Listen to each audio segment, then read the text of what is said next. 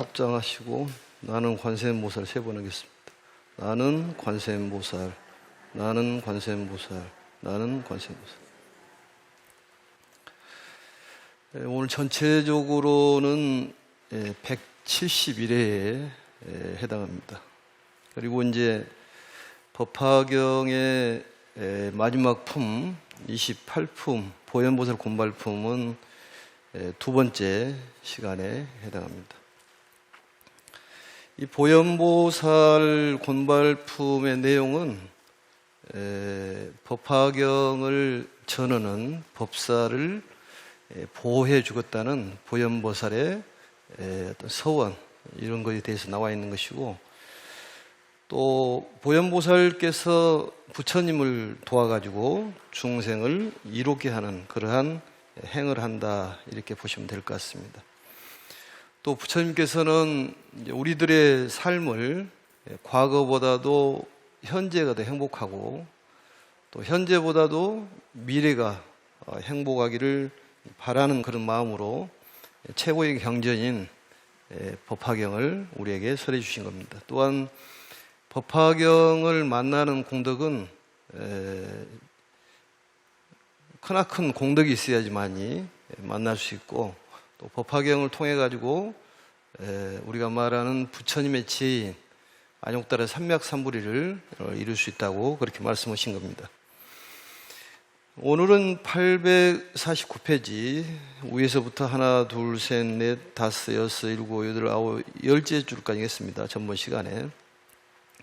그 내용을 보시면 이제 보현보살께서 기사굴산, 이 법화경을 설하고 계시는 영축산에 도착을 하시는데 그 광경이 참으로 대단했다. 성대한 의식을 보여주는 그러한 것을 볼 수가 있습니다. 그래서 동방으로부터 보현보살이 오시는데 보현보살께서 많은 대중들을 함께해서 기사굴산에 이르게 됩니다. 기사굴산이라는 것은 이제 우리가 말하는 법화경에 사려져 있던 곳인 영축산, 또 영취산, 이렇게 얘기하죠. 그래서 부처님께 7번을 우요칠잡이라고 되어 있죠. 대부분은 3번 돌게 되어 있는데 여기서는 7번을 돌고, 또 보현보살은 실제로 보면은 등치가 몸체가 굉장히 컸다고 그럽니다. 그렇지만은 부처님께서는 등치가 적지만 바로 보현보살께서 예배 대상으로 생각을 하고 부처님께 우요칠잡, 오른쪽으로 7번을 돌고 한쪽에 물러나서 앉았다. 그리고 이제 부처님께 말씀하는 그런 내용이 오늘 내용입니다. 한번 보겠습니다. 849페이지 아래에서 보면 하나, 둘, 셋, 넷, 다섯, 6째 줄이네요. 아래에서. 세존이시여, 제가 보위덕 상왕 부처님 국토에 있으면서 멀리 사바세계에서 법화경을 설하심을 듣고서 한량없이 많은 백천만억 보살 대중들과 함께 와서 듣고자 하오니 원컨대 세존께서 설하여 주시옵소서.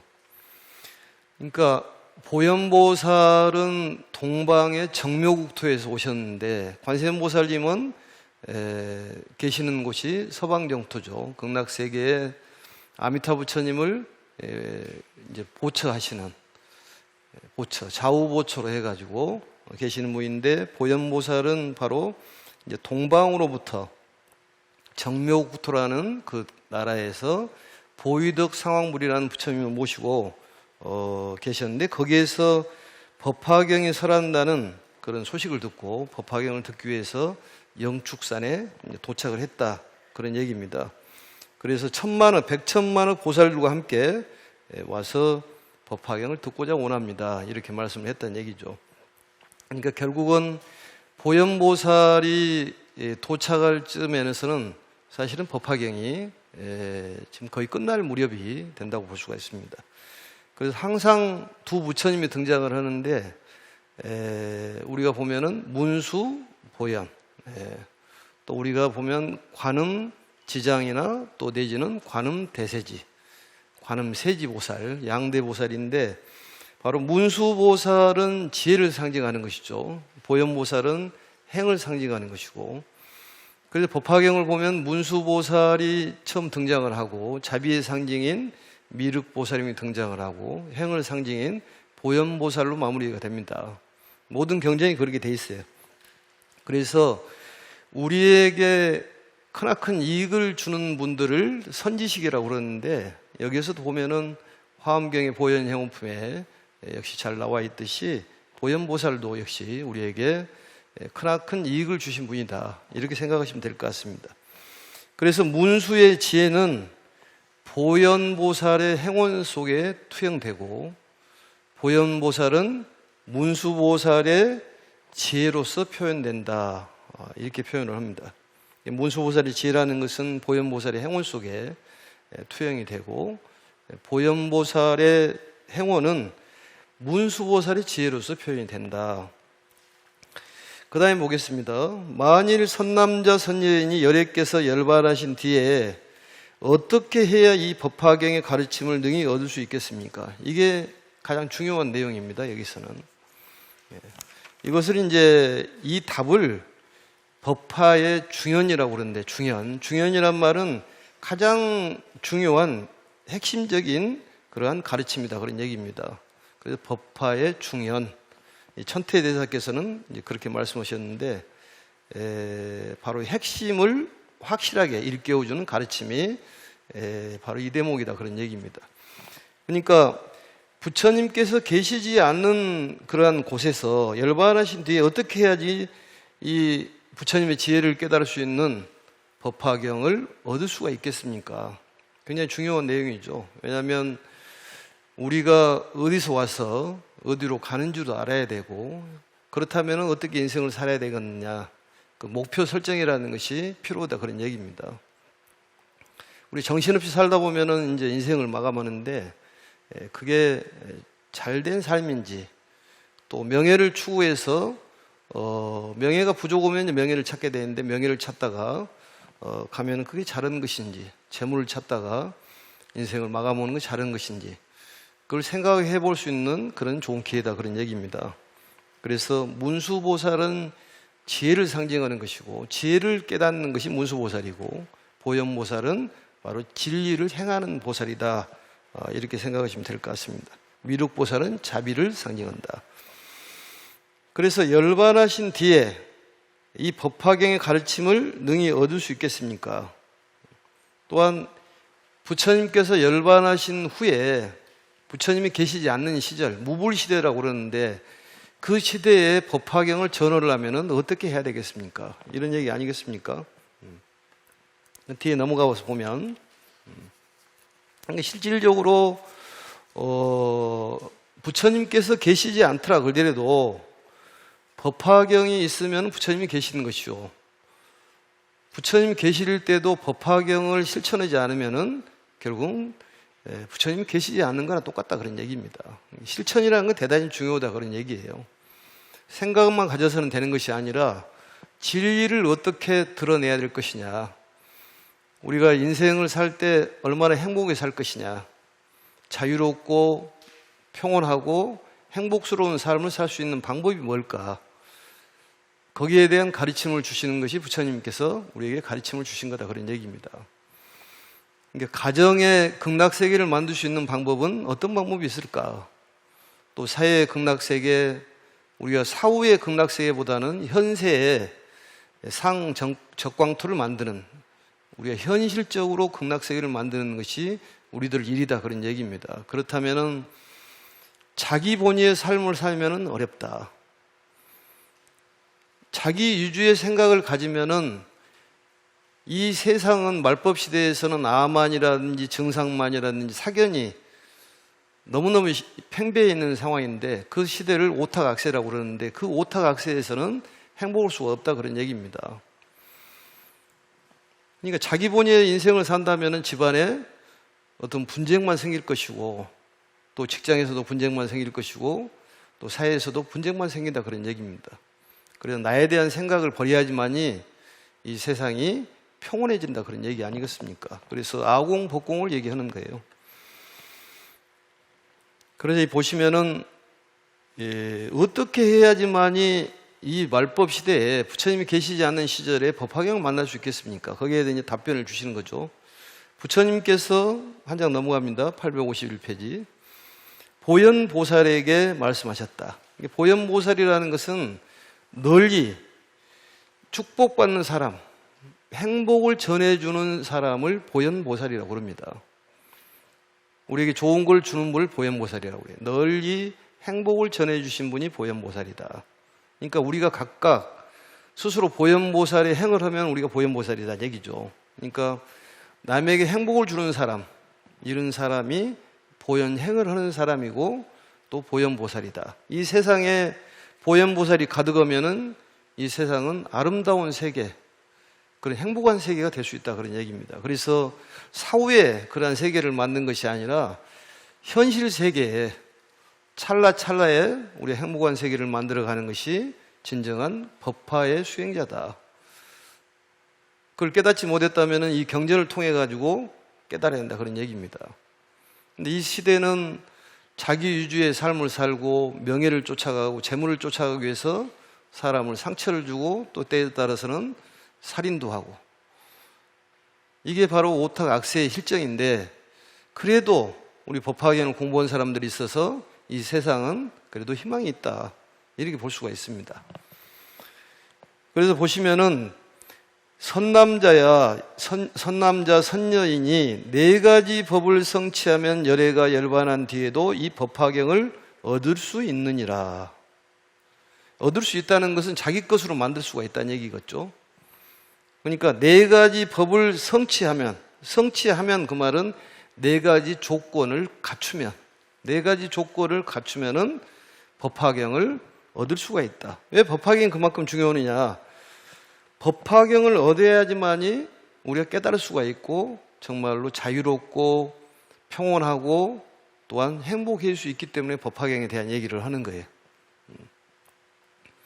84,000의 법문 중에서 부처님의 가르침이 약 한 3,000여 부 된다고 그러는데, 거기에서 최고의 가르침인 부처님의 가르침인 정수라는 것이 바로 법화경이에요.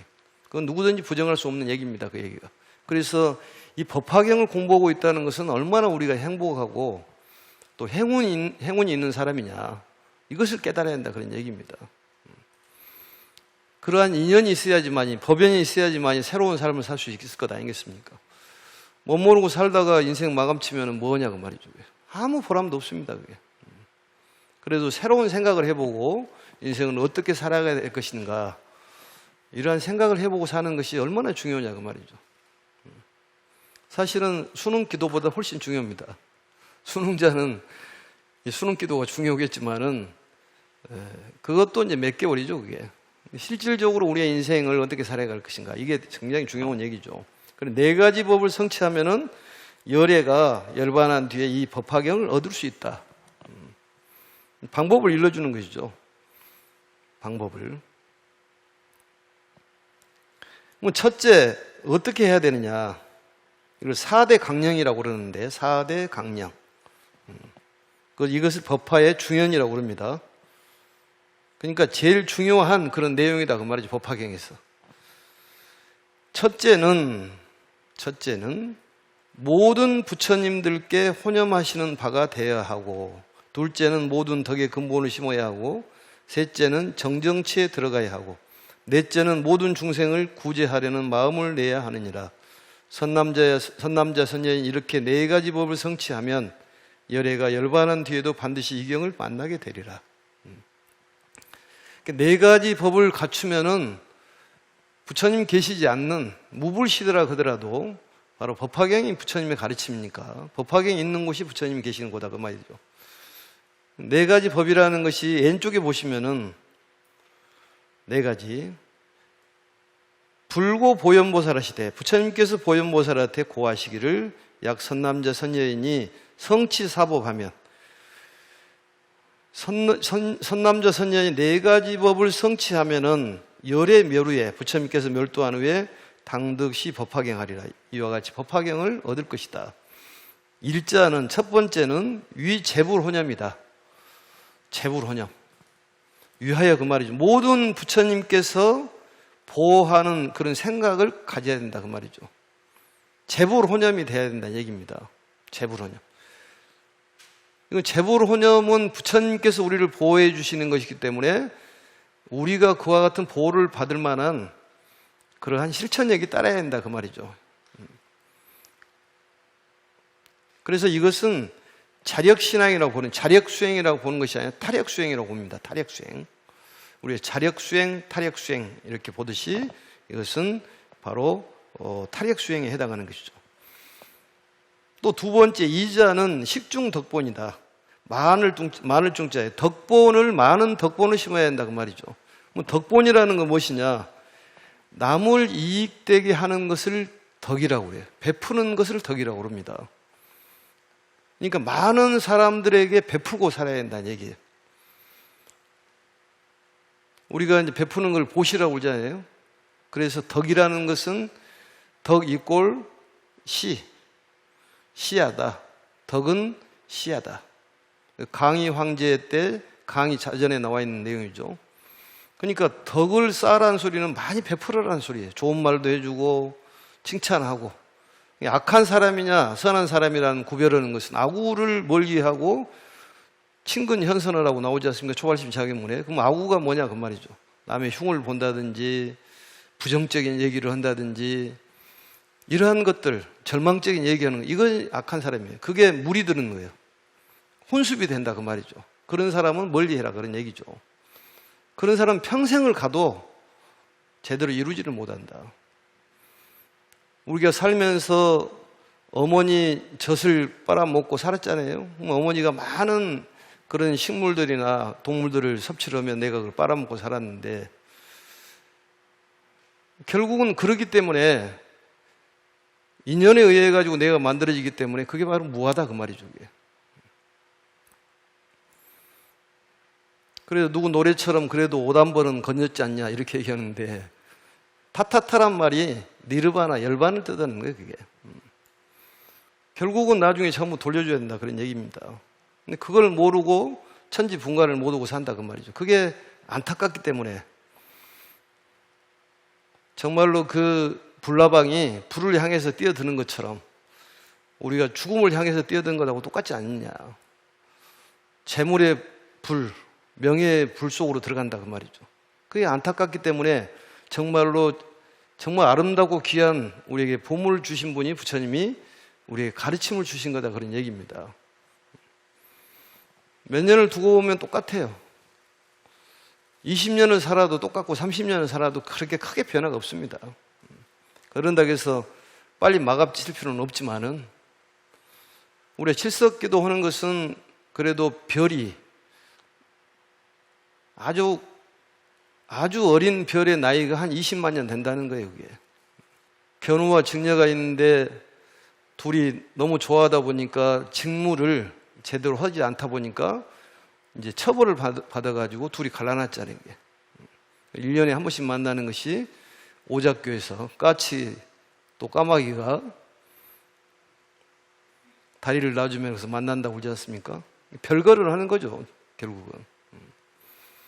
그러니까 어떠한 우리의 처벌을 받고 있다는 것은 인과 소치로 본다면은 다 어떤 결과를 받고 있기 때문에 받아들일 필요가 있어요. 그게 수용성이라고 그래요. 어떤 일이 벌어지더라 하더라도 받아들여야 돼요. 그리고 우리가 원래는 내 몸이 아니었으니까 어머니가 젖줄을 통해 먹고 계속 커가지고 남의 것이 내 것이 됐지 않습니까? 인연 화합으로 인해가지고. 그냥 아프면 아픈갑다 생각해라 그 말이죠, 그게. 너무 신경을 안 쓰면 난다는 거예요. 요즘에 보면은 뭐 영화도 나오듯이 아바타처럼 그렇게 생각해보고 만다는 거지. 그러니까 부처님께서 가르침을 주는 것은 우리에게 현실적인 이익, 어떻게 행복하게 살아야 될 것이냐, 가정을 잘 이끌어 갈 수 있는 방법. 부처님께서 싸우고 가라는 얘기는 안 하잖아요. 화합으로 가라. 근데 싸움이 일어나는 것은 자기 본이다. 일종의 일수사견처럼 유식하게 나온 일수사견처럼 물을 보고 여러 각도로 판단을 하듯이 그게 바로 변계 소집이라 그런 얘기입니다. 나만의 생각을 주장하다 보니까 싸울 수밖에 없다 그런 얘기죠.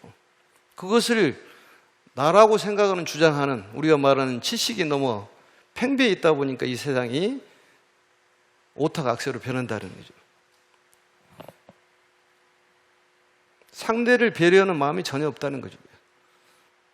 그래서 이 법화경을 수행을 통해 가지고 부처님의 지혜인 안육다라 삼맥삼보리를 깨달을 수가 있다. 얼마나 감사한 일이냐 그 말이에요. 돈이 많아도 몸이 아프면 소용이 없습니다. 아파봐서 알란가 모르겠지만은 아프니까 아무 소용이 없어. 돈이고 명예고. 그런데 건강했을 때 돈이 필요한 것이지. 차도 필요하고. 몸이 아프는데 무슨 차가 필요하겠어요. 기운이 없는데. 그렇지 않아요? 대통령도 필요 없어요. 그게 몸이 아프면. 그래도 건강이 끝나면은 다 끝나지만은 그보다 더 중요한 것은 무엇이냐? 우리가 말하는 몸도 굉장히 중요해요. 그렇지만 마음이라는 것도 중요하다. 둘 다 중요한 거예요. 그게. 몸이 상처가 나면은 어느 정도 시간이 나면은 상처는 치료가 됩니다. 그렇지만 마음의 상처는 오래가. 그 마음을 상처의 치료를 하고 좋은 곳으로 돌리는 방법이 뭐냐? 부처님의 법식을 해야 된다 그 말이죠. 법식을. 가르침을 드셔야 돼. 영가님도 육신은 없지만은 우리가 말하는 마음이 있기 때문에 그 법식을 통해 가지고 새로운 세계로 태어날 수가 있다. 마음이 즐거우면 극락 아니겠습니까? 여기서는 사경을 하면은 도리천에 태어난다고 그랬지 않습니까? 또 사경을 하고 사유를 하면은 도솔천에 태어난다고 그래서 도솔천에. 미륵보살이 계시는 도솔천에. 도솔천이 얼마나 좋았으면 노래까지 나왔을까요? 도솔천. 좋은 것은 전부 노래로 나오더라고 보니까. 그래서 이 식중덕본이라는 것은 덕본을 심어라. 많은 덕본을 심어야 하지만이 이 훌륭한 법화경을 만날 수가 있다. 이 방법을 일러주잖아요. 그러니까 많이 베풀어야 된다니까요. 집안이 편해지려면은 내 주장을 세우면은 집안이 불편해요. 내가 양보하고 이해하고 배려하는 마음.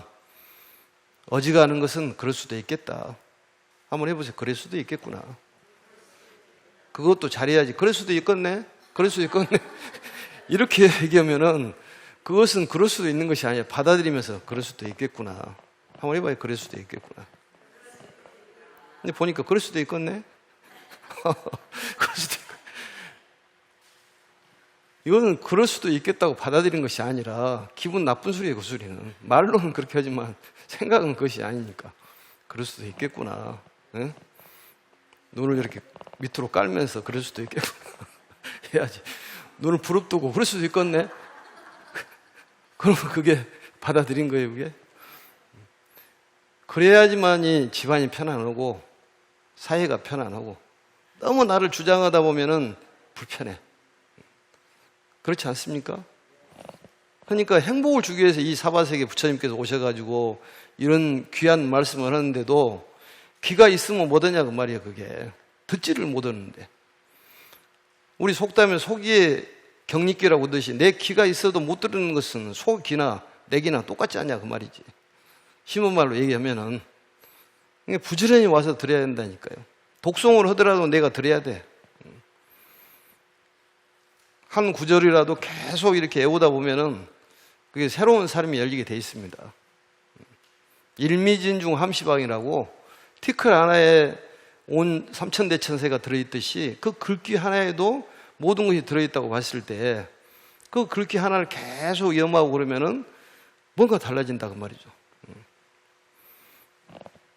그래서 덕의 근본을 심어라. 베풀어라 그런 얘기예요. 베풀어라. 베풀어라.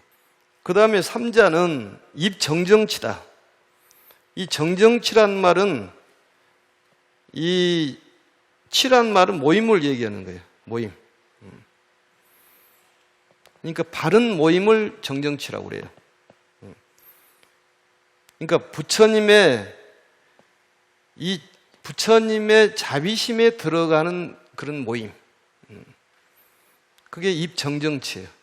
그러니까 모임도 세 종류가 있는데 정정치가 있고 부정치가 있고 그 다음에 사정치가 있어요. 사정치란 말은 삿된 모임이 있다는 거지. 그 모임에 들어가면은 성부를 못 얻는다는 거예요. 부정치란 말은 결정되지 않는, 이것도 저것도 아닌 그런 사람들도 있어. 절에 다니면서도 이게 긴가민가 이런 사람들, 알 수가 없는 사람들. 그건 부정치라고, 그런 모임. 근데 우리는 모임을 정정치에 들어가야 된다 그 말이죠. 바른 모임에 들어가야 된다는 얘기입니다. 그게 중요해요. 그래서 이 부처님의 자비심으로 들어가는 것을 입정정치라고 그래요. 쉽게 말하면 그 마음으로, 부처님 마음으로 들어간다 그런 얘기죠. 자비라는 건 여러 번 얘기했지만은 발고열악, 자라는 것은 즐거움을 주는 것이고 비라는 것은 괴로움을 빼주는 거다 그 말이죠.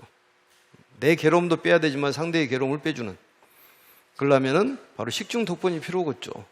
또 그런 어려운 사람들이 처해 있는 사람이 있으면 부처님께서 보호해주고 계시니까 너무 걱정하지 말아라. 다 잘 될 것이다. 그냥 잘 되는 것이 아니라 이유가 있어야 되지 않냐 그 말이죠. 무엇이 풀리는 것도 이유가 있어야 풀리지, 그냥 말로 풀려라 해서 풀립니까? 그러지 않다 그 말이죠. 그리고 부처님께서 돌멩이를 연못 속에다 빠뜨려 놓고 돌멩이보다 나와라 나오냐고 말이에요. 그 업이 소멸이 되냐 그 말이에요. 소멸될 수 있는 일을 해야지 그게 돌멩이가 튀어나오는 것 아니겠습니까? 가서 노력을 해가지고 물속에 있는 걸 집어 빼내야지. 말로만 해서 된다 그 말이에요 그게. 그리고 우리 속담에 말로 떡으면 대한민국이 다 먹은단 말이에요. 그 속담 있지 않습니까? 콩떡, 찰떡, 무지개떡 뭐 다 해도 말로 하면 뭐하냐고 말이에요. 떡을 올리는 것은 내가 이 공양을 통해 가지고 많은 사람들에게 건강을 준다면은 얼마나 감사한 일이냐, 이런 마음으로 올리는 거예요 그게. 그러면 상대를 건강해라고 이렇게 바로 넣으면 내가 건강하는 거예요. 예? 우리가 급식 때도 해봤지만은 정말로 많은 걸 사람들을 주니까 우리 절에서 먹은 밥은 맛있고 떡도 맛있고, 그리고 이제 먹을 것이 많이 생기는 거예요. 그러니까 본인이 먹을 복이 없다는 것은 금방 알 수 있잖아요. 어디 집에 갔는데 감자를 쪄가지고 쓰레기 껍질을 버리려고 하는데 들어가면 먹을 복이 없는 사람이에요. 감자를 쪄가지고 막 내가 오면 가서 들어가면 먹을 복이 있는 사람이죠.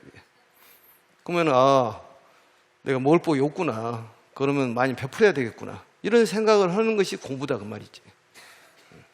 그게 법화경이야.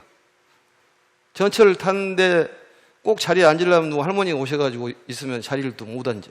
그럼 자리복이 없는 거야 그게. 그럴 때는 앉지 말고 자리를 자꾸 양보를 해줘야지. 그럼 복이 생기는 거야. 자리를 주니까, 자리를 베풀어 주니까 자리복이 생기는 거야. 초를 켜는 것도 내 몸을 태워가지고 세상을 밝게 빛나게 해주겠다는 그런 마음으로 초를 켜고 향을 피우는 것이지, 초 올린다고 해서 무조건 복을 받는 것이 아니라 내 마음의 전환이야. 그러지 않습니까? 과실이라는 것은 결실 아니에요, 결실.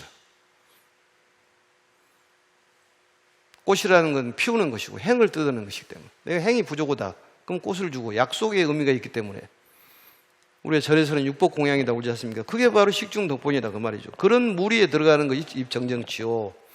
또 네 번째는 발구 일체 중생심. 일체 중생을 구제하겠다는 그런 마음이 필요하다 그 말이죠. 구제를 해야 되겠다 내가. 그러려면 본인이 힘이 있어야죠. 힘이. 그러니까 우리가 몸은 아무것도 아닌다고 생각할지 모르지만 몸도 중요하다니까요. 그러니까 몸 관리를 잘해야 돼. 옛날 분들이 다 그러잖아요. 잘 먹고 통변만 잘하면 건강하다. 오줌 똥만 잘 싸면 건강하다는 거예요. 근데 위장이 고장 나면은 아무것도 못 먹으면 이게 병이 낫지가 않잖아요. 응? 일체 중생을 구제해야 되겠다는 그런 마음. 일체 중생을 구제해야 되겠다는 마음이라는 것은 서원인데, 그게 바로 관세음보살님의 마음을 가져야 됩니다. 이 마음은 혼자도 할 수 있는 것 아니겠습니까? 그래서 이건 자력수행이라고 그래. 식중독본과 발구 일체중생 지심은 바로 자력수행, 위 재불혼염과 입정정치는 타력수행, 이렇게 얘기를 합니다. 그러니까 본인이 그런 마음을 먹는 것은 자력으로 할 수 있다는 거예요. 그게 자꾸 마음을 먹어서 내가 나보다 어려운 사람이 있으면 구제를 해줘야 되겠다, 이런 마음, 그런 마음이 있어야 한다, 그런 얘기입니다. 그래서 차별심 없는 구제하는 마음, 차별심 없이 구제의 마음을 바로 발구일체중생지심이라고 그런다, 그 말이죠. 그래서 이 네 가지를 법화의 중현이다. 중현이란 말은 대단히 중요하다, 그 말이죠. 그러니까 베풀면 베풀수록 그 덕이 온다는 거예요. 그게 나에게는. 사람들은 모르기 때문에 자꾸 베풀면 손해다고 생각하는데 그렇지가 않다는 얘기예요. 인과의 법칙은 정말로 0.1mm 오차가 없다는 얘기입니다.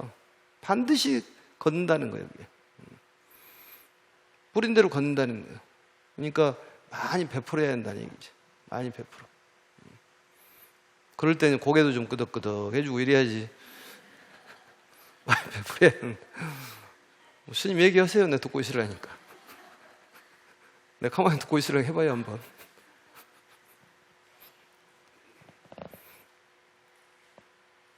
그래서 이 네 가지 법을 바로 네 사법을 성취하면, 사법을 갖추면, 성취한다면 이해가 잘 안 될 수도 있으니까 네 가지 법을 갖추면은 바로 부처님 계시지 않더라 그러더라도 네 법을 성취하면은 열의 묘루에 필득식양이다. 반드시 이 법화경을 얻어가지고 정말로 자유롭고 평온하고 행복한 세계,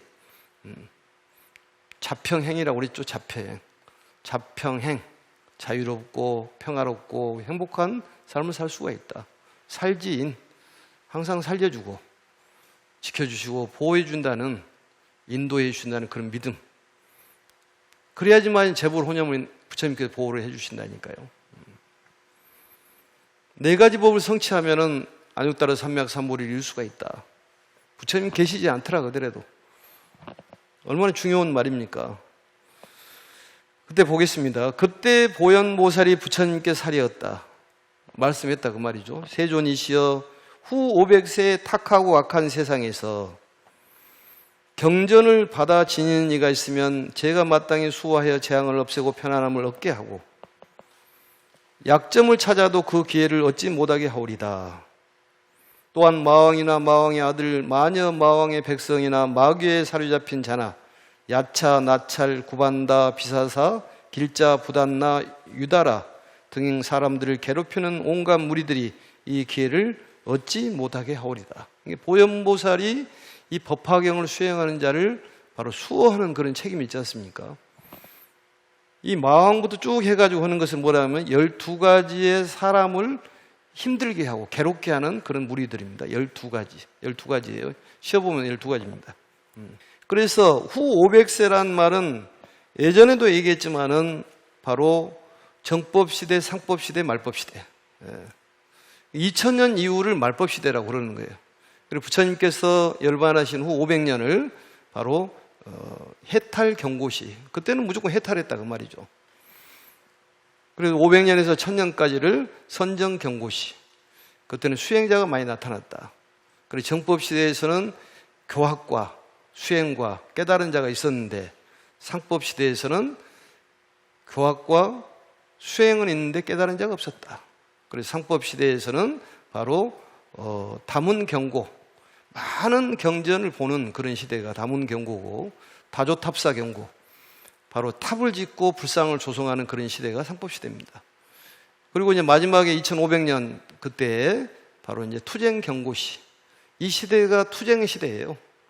싸움이 많다 그 말이죠. 종교적인 분쟁, 나라 간의 분쟁, 또 가정의 어떤 분쟁, 이런 것들이 많은 시절이 바로 이런 오탁악세. 오탁이란 말은 탁한 5가지 탁함, 겁탁, 견탁, 중생탁, 번뇌탁, 바로 명탁, 이 5가지. 그리고 오탁악세. 이 오탁악세에 바로 이 경전을 받아 지니는 이가 있다면은 이 보현보살께서 수호하겠다, 보호하고 지켜주겠다. 그리고 재앙을 없애고 편안함을 얻게 해주겠다. 재앙을 없애준다 그 말이죠. 우리가 말하는 삼재팔란,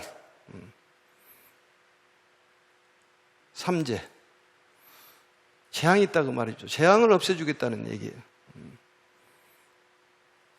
재앙을 없애주겠다. 그러니까 우리가 힘들고 어려운 것들이 전부 재앙 아니겠습니까? 그래서 백중 이 시즌에는 영가님들 위해서 많은 출판을 해가지고 인경불사를 해서 인경불사에 총력을 기울여가지고 영가님을 위해서 해준다면은 그게 큰 공덕을 지어주는 거다 그 말이죠.